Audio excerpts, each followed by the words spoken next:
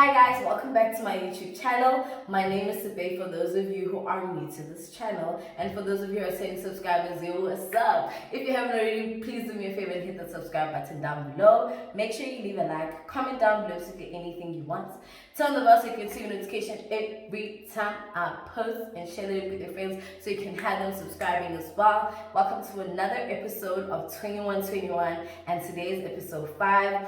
I'm going to be doing my skincare routine while I have like this conversation with you guys, and I have my notes here, so I'm gonna be, so yeah, I really hope you guys enjoy this video. This topic is sensitive to some, it means nothing to others, it might change the life of a few, but yeah, we're gonna be talking about family trauma, like healing from a toxic family, dealing with toxic family, whether it's immediate or distant family. And yeah, I guess let's just get right into the video. First thing is first, I'm just gonna start with like a little ground rules, or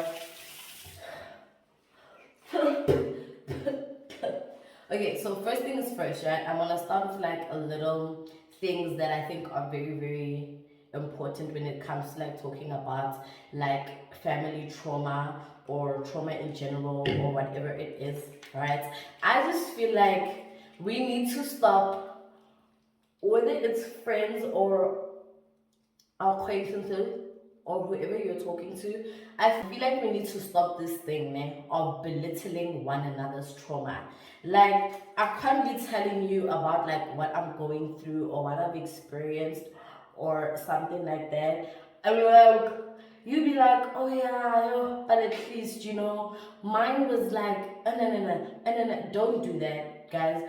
People out here are suffering from real things, like serious things, and nobody's trauma is more important, or nobody's trauma is far greater, or nobody's trauma is like better than the next person. Yeah, so it's like better than the next person. I feel like the second thing that we need to stop doing is stop this thing of, oh yeah, you might be hurt, but she's still your mother.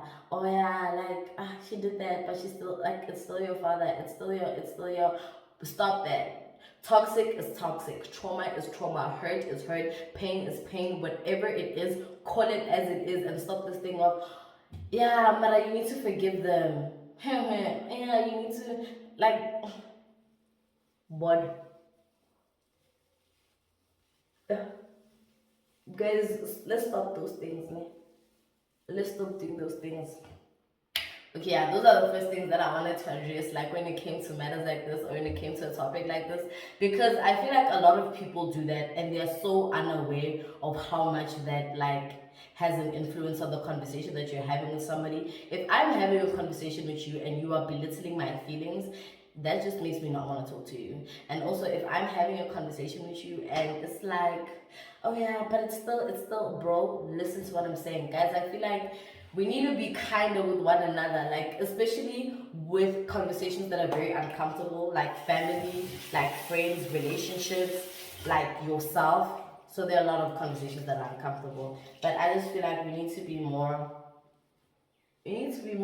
cautious of like what we say to each other, and yeah, and all of that and all of that. Oh guys, I used this. That was the first product that I used on my face. And then yeah, now let's dive into like this whole topic. Ooh. Okay, so I'm gonna discuss 3 things in relation to how I feel like parents are just traumatic towards their children, or banobora, or whatever it is that they're doing with themselves. But I'm joking. But I feel like the first thing that like parents do, like in terms of like their children or their families or whatever, that really like impacts their relationship, is a parent who prioritizes their reputation over their children. So I've seen so many instances where parents want to portray themselves a certain way. They want people to speak about them a certain way. You know, they want their children to do certain things, you know, because either they did them or somebody that I don't want to say parents envy one another, but somebody that they're looking at from a distance, they're like, oh yeah, you know, my child, you should do this, you should do that. Like, guys, I used to see parents make their children suffer in the name of, yeah, but mama's child can do this. Why can't you do that? Like, parents, stop that. Stop it. Stop it. I am not their child.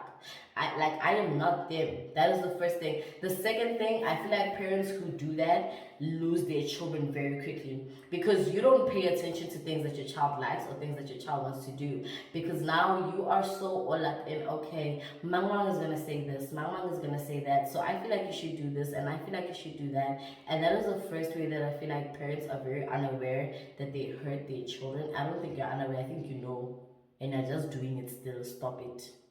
That's the first thing. The second thing is that I feel like when it comes to adult children, parents want to control adult children through things like manipulation, pressure, guilt, family pressures. Like, you guys, you try all these little schemes to try and control us. And children or people who are watching this, have you ever felt like when you have it all, like, oh, up our lotto, you're leaving the house, you're never talking to your parents again? I'm guilty. I'm not saying that's how I feel now, but like, I used to feel like that before. And it's because, bro, let me live a little. Let me live a little. But like, yeah, parents do the craziest things to try and control their children, and that is not healthy. Parents, it is not healthy. Let your child live, let them make their own mistakes. What a parent, I feel like, is supposed to do is supposed to guide us, you know. You are supposed to educate us, you are supposed to love us, you're supposed to respect us, you're supposed to teach us. Like, it's these little things that form a healthy, you know, a healthy relationship and all of that. So I feel like that is the second thing that, like, parents try to do. Okay, yeah. So I feel like those are the two things that parents try to do when it comes to their children that really, really, like, bring up the whole hole in their relationship. Like, it opens the hole, like, it digs the like, bruh, it causes a lot of, like, pain and stress and a lot of, yeah, on the relationship. Yeah, but so I feel like that is, parents just need to stop doing that. Parents need to stop doing that. So before I start, you know, defending parents and all of that, like, I'm just gonna tell you guys my own personal experience, and you know, everything like that. So, all right, for a very long time, I was angry at my parents. I was very, very angry at my parents. Yo, I was so angry at my parents.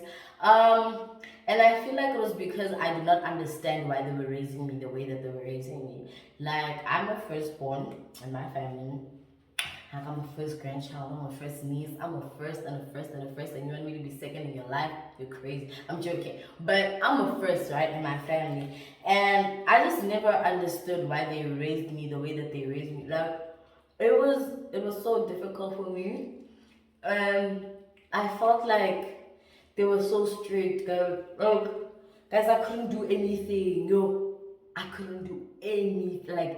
Like nothing. Like, yo, guys, I didn't have my phone until like weekends. Like, I didn't have my phone until I was like old. Like, yo, I wasn't allowed to have like makeup. I wasn't allowed to hang around a certain group of people. I couldn't like explore. Like, people my age were drinking, they were grooving, they were sleeping out. My mom hates sleepovers. She does not want to hear it. Like, she doesn't care where you're coming from. My mom is a very spiritual person, so she doesn't know what spirits you carry. So she does not want that around her or her children. So that's what it was like for her. And I always, oh, girl, everybody's going to sleep over at Mama's house. And it's like, you don't know Mama. Sibe, I'm gonna pick you up at 8. And with my dad, like, I felt like I could not have a conversation with my dad. He was also just, you see, my mom was strict, but my dad was like, police level, like bodyguard, like bro, bouncer, like oh guys, he was even worse. And I just felt like also I couldn't really talk to my dad. I felt like, talking to this man, he doesn't hear anything. Like I feel like I'm speaking, but like he's not listening. I just never had the best of relationships with my parents.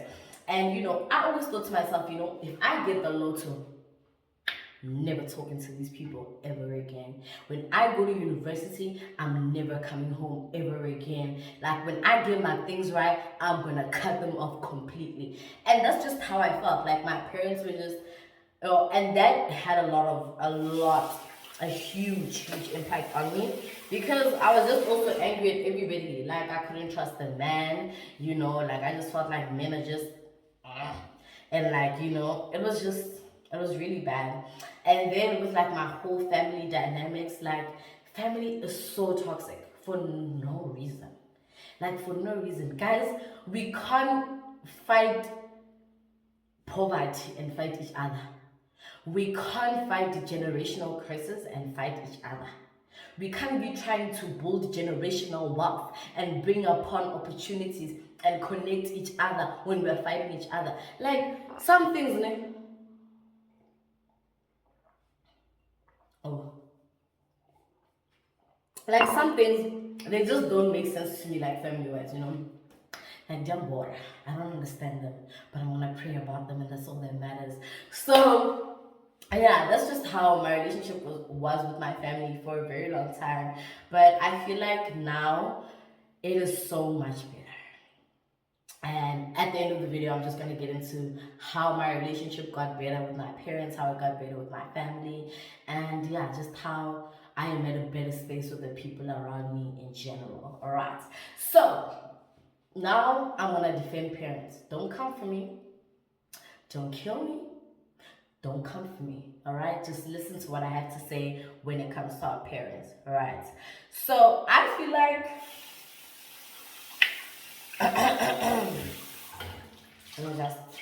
let me just wash my face. Let me just wash my face.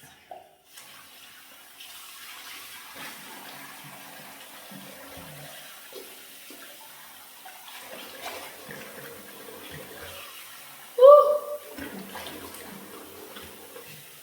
Ooh, that was too good. That was too good. Alright, so I'm going to talk about these parents. Alright, so first things first, right? I feel like parents who traumatize their kids are the most traumatized. That's just how I feel. I feel like they're very traumatized, right? So now I'm not gonna give you guys like what I've grown to understand and what I've heard and what I've observed about like parents and everything. So I feel like everybody would understand their parents better if they actually listen to them. I want you to, like, if you ever get to a stage where you actually want to have like a good relationship with their parents, those who already have good relationships with their parents, big ups to you. Love it for you. Congratulations. Like, bro, you're living our dream. But but I feel like okay, so I feel like if we actually like listened to our parents, that thing of how they were brought up, all the things that they went through, what it is that they were enslaved to, what it is that they know as right, as wrong, what, like, guys, you will feel so sorry for your parents. You will feel so sorry for your parents. Some of our parents grew up in like very, very dark environments. Like very dark environments. Yeah, some of our parents grew up in like very like dark environments. So I want you to take your time, understand how your parents were raised, you know.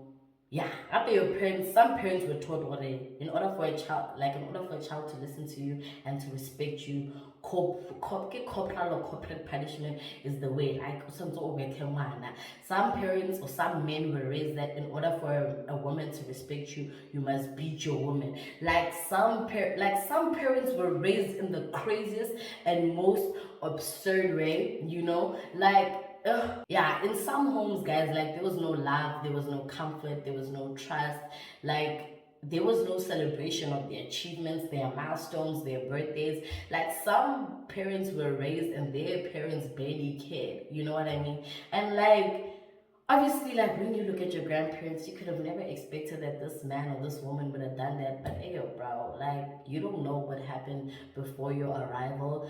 But take time to listen to what your parents have been through. And I want you to also think about the fact that when they were like then and going through what they were going through, they did not have the support structures and support systems that we have. They did not have phones like that they could escape to or whatever. Like they didn't have videos. Yo, my skin was so dry. Like um like they didn't have like all these videos that they could watch on like how to heal from their traumas. They didn't have like, oh, sometimes guys I use like this as well, but today I only used like my cleanser and sunlight because yeah. So kind of what was I saying? Oh yeah, like they didn't have what we have now. They did not have the advancements and escapes and things that we have now. So yeah, there's that too. I feel like we all just need to give our parents a chance. We need to listen to them in order for us to understand why they do certain things or why they act certain like a certain way, why they behave that way. And I feel like that's the right step in like a good direction and stuff. And also I feel like if you ask your parent that question and they are unable to answer it or they get angry or they get whatever, just understand that they're reliving all that in their head, and now you are asking them to tell that, like the same way you need to explain your trauma to them about what they did to you and what they said to you, that is how they're feeling in that moment. So this conversation also is not like the easiest of conversations to have, but I feel like it's a very necessary conversation to have, right? Because I feel like that's where the whole like loopholes and miscommunications and misinterpretations are in a lot of like parent and child relationships. So yeah, that's that. And then hang on, I need to hang on. And another thing is like with our parents, right? Besides everything that I've mentioned, like them having no like access to like technology the way that we do, they do not have like all the things that we do. Think about the fact that for them therapy wasn't an option, especially for men. Like therapy wasn't an option, it was weak, it was not talked about. Medication also to treat like your anxieties, your what, it was not talked about, it was not there. Some of them everything we never know lawyer, pray if I'm a lawyer rabbit. But like it was like that thing. And you know, some parents were raised by like, oh guys, listen to what your parents went through. I'm telling you, you're gonna feel so bad for them. I'm not saying it's gonna make you forgive them, but you know, you're gonna understand why they do the things that they do and why they act the way that they act, alright? So now that I've defended parents and I've said what I needed to say about what they went through and everything that they encountered, right, I'm going to tell you about how. Wait a minute. I just want to make sure that I am not leaving anything out. Okay, I'm gonna tell you about how, you know, my process went and how I undergone everything, right? So the first thing was that I identified the trauma to its full extent, right? I identified what they did and how it made me feel and the impact that it had on me, and like to its fullest extent, like to every single detail. Because I feel like the moment you start altering like what happened to you or trying to like make it look nice or make it better, it does not make it better. When you want to have this type of conversations with your parents or with other people, you need to be completely honest about what it has done to you to its full extent. So that was the first thing I did. Like I identified, okay, you know, this is what happened, this is what it did to me, this is how it made me feel, and this is why I am how I am today. So that was the first thing. The second thing that this whole journey, I think I understood and I did and I accepted, was that an apology might not come. you know. And when it comes to dealing with toxic family and parents, it will teach you how to move on without an apology. Just saying. But like an apology might not come. Like you might tell somebody that, this is what you did to me, this is how it made me feel, and to them it's like, oh, okay, sharp, go in, and also like I had a thought and that thought ran away so fast. Oh yeah, and also some parents, man, they feel like love is you have a roof over your head, you are fed, you are going to school, you are clothed, you have technology, you have this, you have that, you have all these things, and that's because their parents told them that that was love. Except those who did not tell them that, but other parents were told that, this is me showing you that I love you. You have a roof, you have this, you have that, you have that. So yeah, for me to also understand that and to come to that realization of some of them, love just means that you are living, you are breathing. That is not love, just by the way. But some of them have that. So like I said, back to the second thing was that, you might not get an apology. And this stage of my life taught me that, you might have to move on without an apology, and that's okay too. The third thing was that after everything had happened, I needed to forgive them. I needed to forgive them for what they did. I needed to, heal from what they did. It took me a very long time. I think I was on that path for like 6, 7 months. Like I was healing. Like there was a lot of healing that I needed to heal from. So hang on, just give me a. So yeah, that was that. So I needed to forgive them and I needed to heal them. And in forgiving them and healing them, it made the whole conversation easier when conversation date came. Because then I did not have so much anger and resentment. Like I did not have that when it came to having this conversation, which made the conversation a whole lot easier. You see, if you go to your parents and you have this conversation with your parents with all that anger and resentment, you guys are ticking time bombs. Because no parent is gonna be told by a child that the way that I raised you is not what like some parents like you will not believe it. But so that's the thing. Like I needed to forgive them and like calm down and everything, before I had the conversation with them. And then also once the conversation had to come, I needed to prepare myself.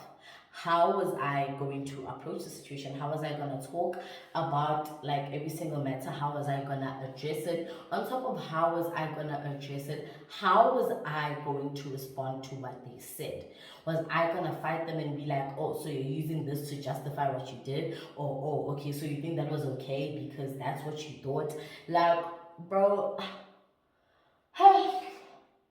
this conversation is it's a very it's a very serious conversation. It's more serious than the talk. It's more serious than the talk. It's a very very serious conversation. So yeah, I needed to figure out how I was gonna talk to them, how I was gonna approach certain topics, how I was gonna react to what they were gonna say. Like, yo, that was a whole that was just a whole lot to grasp, right? And yeah, when that conversation was had, I had my conversation with my parents separately. I could not have a tag team. I could not handle both of them at the same time. Like everybody needed to get their own plate. So I had the conversation with my parents separately, and I think it was so much easier with my mom than it was with my dad because yeah, he's just still dealing with his own things in life, and it's okay. Pray to God to be with him. I spoke to my mom, and it was not easy. Like it was not an easy conversation to have. But I just like the fact that she was open to it, like she was understanding, and I can tell you right now that that's my best friend, bro. Like that's my rider right there. That's my boy now. But Like, it was the best conversation of my life. I'm so glad that I had that with her because it cleared a lot of things up. It helped me understand a lot of things about her. And I think it just all in all put us in a better place. So, yeah, that was that conversation. Okay, yeah, so that's just the conversation I had like with my parents and everything like that. And yeah, I'm just glad that we're in a better place. We're not at the best place that we could be, but we're in a better place, and that's all that matters. And then coming to the thing of toxic family. Guys, life is too short, right?